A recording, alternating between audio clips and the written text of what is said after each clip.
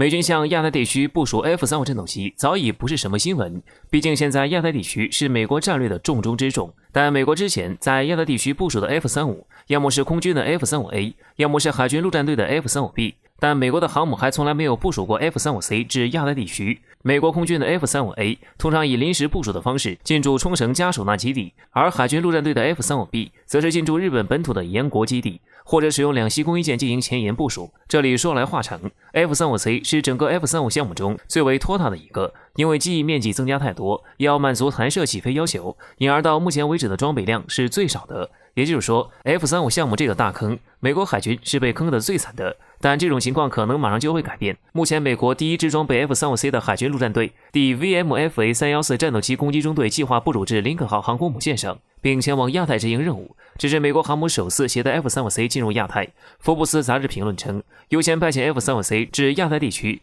显示出美国海军对这个海域的重视。相比较传统的 F-18，具有隐身能力的 F-35C 拥有更好的突防能力，能够穿透对方的防空体系，打击对方的纵深目标。但同时也有专家对此提出质疑和警告，他们表示美军对自己在亚太的局势过于乐观。理论上 F-35C 与 F-35B 相比，拥有更大的机翼、更多的燃料、更大的武器层，战力肯定是有过之而无不及的。光是燃油 F-35C 就比 F-35B 要多出 3.6 吨。在实战中，F-35C 可以更加频繁地使用加力燃力式，进战时的推力也更足，航程也更远。但在进行纵深打击任务时 ，F-35C 为了维持隐身的外形是不能外挂武器的。此时 F-35C 通常只能挂载2枚联合防区外空对地导弹和2枚 AIM-120 中距空对空导弹，而且不装备机炮，也没有近距格斗导弹。区区2枚导弹很快就会消耗完，而沦入对手的围攻中。F-35C 可没有 F-2那样的超音速巡航能力，到时候可能连跑都来不及。所以在面对中国这样强劲的对手时 ，F-35C 的处境可以说是非常的不妙。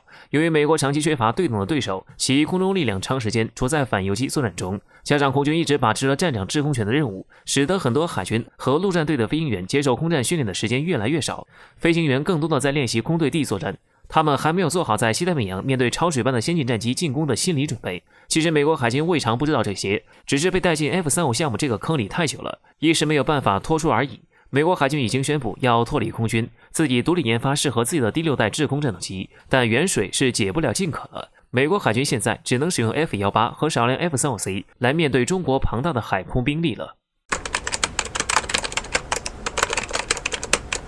随着中国综合实力的不断扩张，美国也把更多的注意力放在了中国身上。他们看到了中国的迅速崛起，对眼前这条已经苏醒的东方巨龙感到了恐惧。因此，为了保住自己的霸主地位，美国就开始疯狂干扰中国，认为只有遏制住中国的发展，才能有效地维护自己的利益。但殊不知，中国前进的脚步已经没有任何国家能够阻挡了，因为他们越是对我国打压和制裁，就越能激发我国前进的信心和勇气。据环球时报相关消息报道称，近日我国火箭军常规导弹第1旅克服了种种困难，在西北大漠快速反应，成功发射了2枚新型导弹，并且精准地命中了几百里之外的多重防护阵地目标。此次导弹的发射有力提升了我军导弹体系攻防水平，这样的成就标志着我国国防实力的强悍，对外界势力的军事干扰又有了更高的保障。有相关分析人士称，如今国际局势不断升温，而美国对中国也是虎视眈眈，因此我们必须时刻做好准备，不断强化国防力量，才能在国际上站得住脚。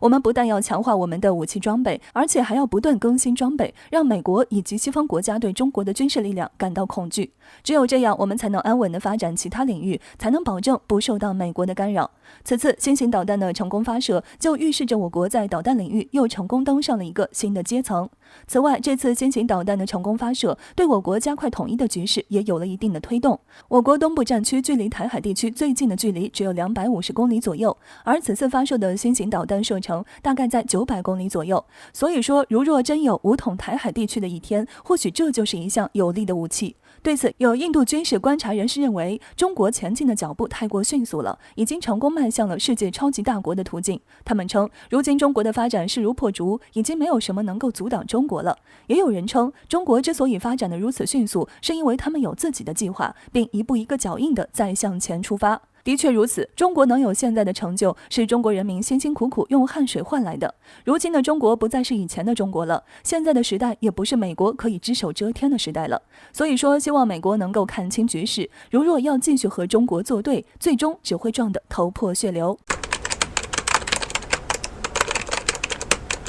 一直以来，美国的制裁大棒就是维护美国霸权的最有力工具之一。从以往来看，美国的这一制裁大棒确实威慑力不小，但是现如今，美国的制裁大棒更多的被认为是纸老虎，也即空有名头，而无多大真实效力。但是这样的事实，自大的美国人还没看清。目前，美国宣布对俄罗斯进行新一轮的制裁举措。据悉，美国以所谓的下毒事件以及北希尔天然气管道项目为名，宣布对俄罗斯实施制裁。一个是声称俄罗斯参与了化学武器的开发，一个是声称北溪2号项目威胁到了欧洲的能源安全。对于美国这样的说辞，世界似乎已经习以为常。在下达对中方的制裁禁令时，美国用的也是类似的说辞。显然，美国通过制裁只想达到一个目的，挤压俄罗斯的生存空间。但是这一招制裁举措刚出手就被俄罗斯有效地化解了，这究竟是怎么一回事呢？据悉，在美国宣布这一制裁举措的同一天，俄罗斯和德国就举行了新冠疫情以来的首次会晤。在此次会晤中，俄罗斯和德国重点商讨了北溪2天然气管道项目。据悉，这一项目前已经基本完工，而这一项目从开始到完工却是几经波折，其中美国是最大阻力。那么问题来了，为什么美国这么针对这一项目呢？我们知道北溪2项目并不只是一个简简单的能源供应项目，更为重要的是，这是俄罗斯捆绑欧洲、扩大在欧洲影响力的关键一步。一旦成功，那么欧洲同俄罗斯间势必会加强联系，届时美国的处境将会变得十分被动。基于这一项目的重要性，美国必定会在接近完工之际再次加以阻挠，这一点俄罗斯十分清楚。因此，从某种程度上来说，这或许就是为什么俄罗斯选在此刻同德国进行会晤的主要原因。自从这一项目立项之初，德国就表示出了极大的支持，甚至不惜冒着得罪美国老大哥的风险，也要保住这一个项目。在德国看来，这一项目本身对德国有着极其重要的战略意义。从这里来看，俄罗斯找了一个最有力的帮手德国来帮助其继续推进这一项目。可以肯定过的一点是，这次会晤之后，美国的这一制裁举措也基本是形同虚设了。不得不说，俄罗斯面对美国制裁先一步破局了。最近一段时间，美国因为在阿富汗丢了脸面，所以就转头拿中国开刀。但可惜中国并不是软柿子，所以美国的如意算盘自然没能打成。结果没想到，美国调转枪口，又把目标对准了俄罗斯。日前，美国政府再次针对俄罗斯挥舞起了制裁的大棒，公开声明要制裁俄罗斯的9名个人以及2个实体，而理由却都是老调重弹。其一，在即将来临的纳瓦里内被下毒事件1周年之际，继续为纳瓦里内向俄罗斯发出声讨。其二，北溪2号被俄罗斯做了些其他手脚。另外，美国还特别指出，这次制裁的9名个人都和俄罗斯联邦安全局有关系，制裁的2个实体也参与了俄罗斯化学武器的研究。好家伙，这理由扯得够远了，还真是令人笑岔了气。不过很显然，美国就是随便瞎扯了个理由。其实这件事也很有意思，这正好在德国总理默克尔访问俄罗斯的时候，而且还是默克尔离任前最后一次出访。很显然，这代表了德国对北溪2号的重视，也代表了俄罗斯必然会借此撬开北约的一角，